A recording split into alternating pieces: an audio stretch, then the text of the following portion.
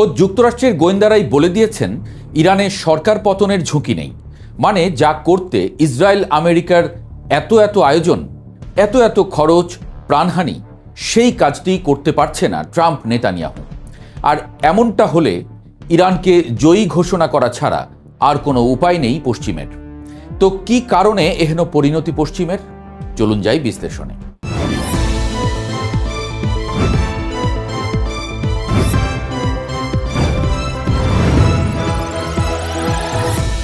ইরানের উপরে হামলা অব্যাহত থাকলে ইসরায়েল বা তাদের মিত্রদের জন্য 1 লিটার তেলও রপ্তানি করতে দেয়া হবে না।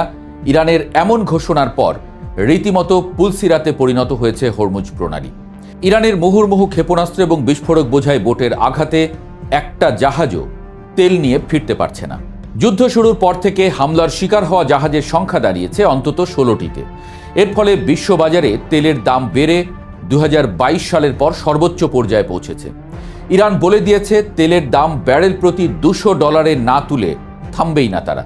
আর যুদ্ধের ক্ষয়ক্ষতি পুষিয়ে নিয়ে হরমুজের উপর কর আরোপ করবে ইরান। এসবই কাজের কাজ করেছে ইরানের জন্য। ইরানকে যারা নিয়মিত পাঠ করেন তারা জানেন যে এই যুদ্ধে ইরান কখনোই যুক্তরাষ্ট্র ও ইসরায়েলের সমন্বিত শক্তির সাথে জেতার চিন্তা করেনি বা করছেও না। বাস্তবতা ভালোভাবেই জানে ইরান, তাই ইরান হাঁটছে অন্য পথ দিয়ে, যে পথে হাঁটলে গোটা বিশ্বকে ইরানের কাছে আনতে বাধ্য করা যায়। এবং সেই কাজে ইরান এখন পর্যন্ত সফল। কি সেই রাস্তা? সেই রাস্তাটি হলো গোটা পৃথিবীর জ্বালানি পরিস্থিতিকে চরমভাবে ওলটপালট করে দেওয়া, যাতে সারা পৃথিবী মূল্যস্ফীতি তথা জ্বালানির এহেন দর বৃদ্ধিতে হাঁসফাঁস করে, যে কাজটি এরই মধ্যে শুরুও হয়ে গেছে। ডোনাল্ড ট্রাম্পকে নাকি দিনে যুদ্ধবন্ধের আহ্বান জানানোর নিদেন পক্ষে 50টি ফোন কল ধরতে হয়। বোঝেন অবস্থা। বিশ্ব অর্থনীতি আসলে কোন পথে যাচ্ছে সেটা এই পরিস্থিতি অনুমান করলেই বোঝা যায়। ইরান এই অবস্থাকে আরও তীব্র করতে হরমুজ দিয়ে পশ্চিমাদের জন্য তেল রপ্তানির পথ বন্ধ করে দিয়েছে। শুধু তাই নয়, মধ্যপ্রাচ্যের কোনো দেশ যাতে আমেরিকা গংদের কাছে তেল বিক্রি করতে না পারে সেজন্য সেসব দেশের তেল পরিশোধনাগারগুলো জ্বালিয়ে দিচ্ছে। শুধু তাই নয়, মধ্যপ্রাচ্যের কোনো দেশ যাতে আমেরিকা গংদের কাছে তেল বিক্রি করতে না পারে সেজন্য সেসব দেশের তেল পরিশোধনাগারগুলো জ্বালিয়ে দিচ্ছে। তরতর করে বাড়ছে তেলের দামও। পুরো বিশ্ব এখন যুদ্ধ বন্ধ করতে মরিয়া, যেন নিজেদের যুদ্ধ এটা। এদিকে ইরান কোনো আলোচনাতেই বসতে চায় না। তারা বলছে এই অঞ্চলে যুক্তরাষ্ট্রের মাতব্বরি শেষ না হওয়া পর্যন্ত থামবে না ইরান। ইরানের এই অটল অবস্থানের সবচেয়ে জ্বলন্ত প্রমাণ হলো সাম্প্রতিক নৌ হামলাগুলো। হরমুজ প্রণালী ছাড়িয়ে ইরানের এই অপারেশনাল পরিধি এখন বিস্তৃত হয়েছে গোটা উপসাগরীয় অঞ্চলে। ইরানের রেভলিউশনারি গার্ডস স্পষ্ট হুঁশিয়ারি দিয়ে রেখেছে, তাদের উপরে হামলা অব্যাহত থাকলে মধ্যপ্রাচ্য থেকে যুক্তরাষ্ট্র, ইসরায়েল বা তাদের মিত্রদের জন্য 1 লিটার তেলও রপ্তানি করতে দেয়া হবে না। এই হুমকির বাস্তবায়ন কতটা ভয়ঙ্কর তা প্রমাণ করতেই গত রাতে ইরাকি জলসীমায় এক নজিরবিহীন হামলা চালিয়েছে তেহরান।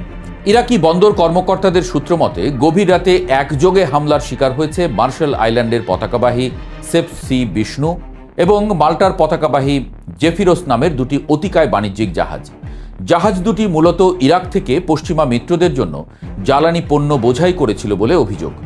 ইরাকের রাষ্ট্রীয় তেল বিপণন সংস্থা সোমো নিশ্চিত করেছে সেফ সি বিষ্ণু তাদেরই চুক্তিবদ্ধ একটি কোম্পানির ভাড়া করা জাহাজ ছিল এবং জেফিরোস বহন করছিল বসরা গ্যাস কোম্পানির অতি গুরুত্বপূর্ণ জ্বালানি।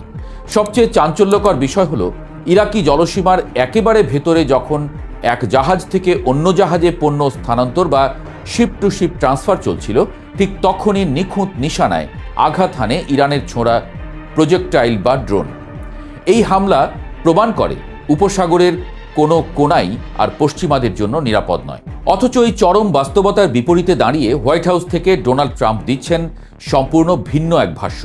তিনি রীতিমতো হুঙ্কার দিয়ে সতর্ক করেছেন যে ইরান যদি এভাবে তেল রপ্তানি বন্ধের চেষ্টা করে তবে ওয়াশিংটন আরও কঠোরভাবে দেশটিতে আঘাত হানবে।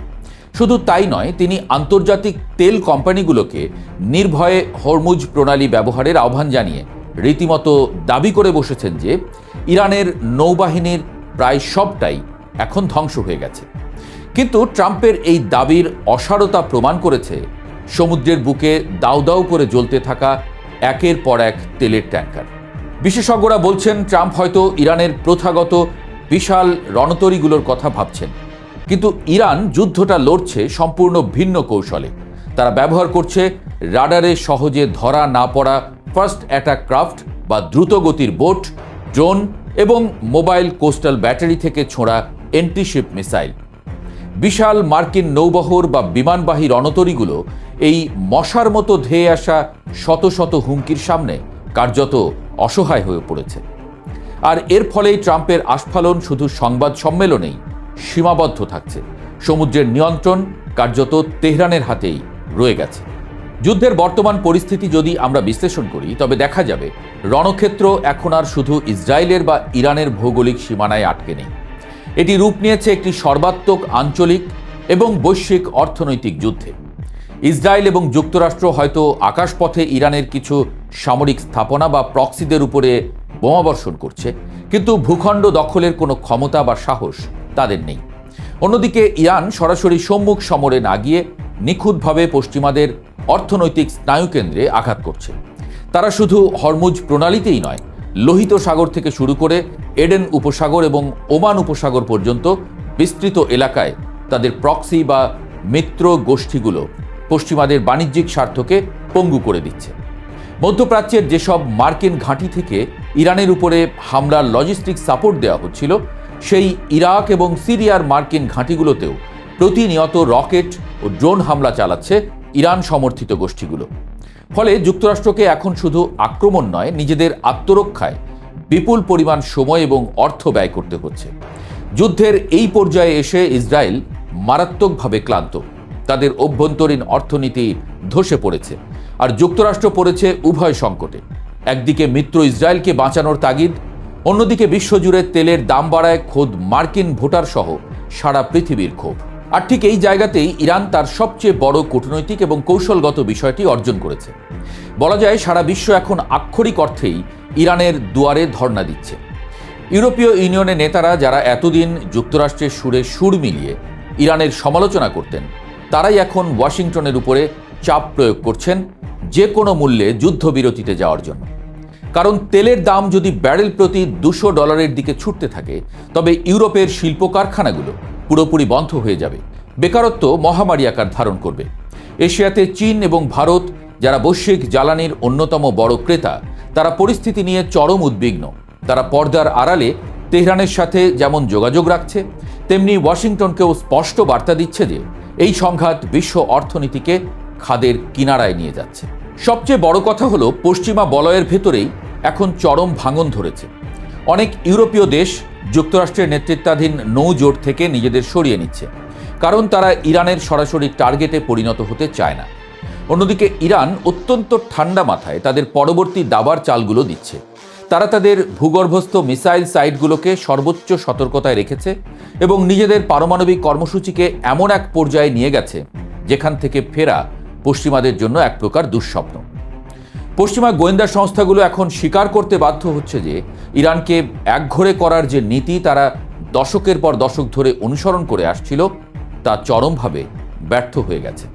উল্টো এই যুদ্ধ প্রমাণ করেছে যে বিশ্ব অর্থনীতিকে জিম্মি করার চাবি এখন মুজতবা খামেনির ইরানের হাতে। সামরিক শ্রেষ্ঠত্ব থাকা সত্ত্বেও ভূরাজনৈতিক এবং অর্থনৈতিক দাবার বোর্ডে যুক্তরাষ্ট্র এবং ইসরায়েলকে রীতিমতো চেকমেট করে দিয়েছে ইরান। আর এই কারণেই বিশ্লেষকরা এক বাক্যে মেনে নিচ্ছেন, যুদ্ধ আনুষ্ঠানিকভাবে শেষ হওয়ার আগেই কৌশলগত দিক থেকে এই যুদ্ধে ইরান ইতোমধ্যেই জিতে গেছে।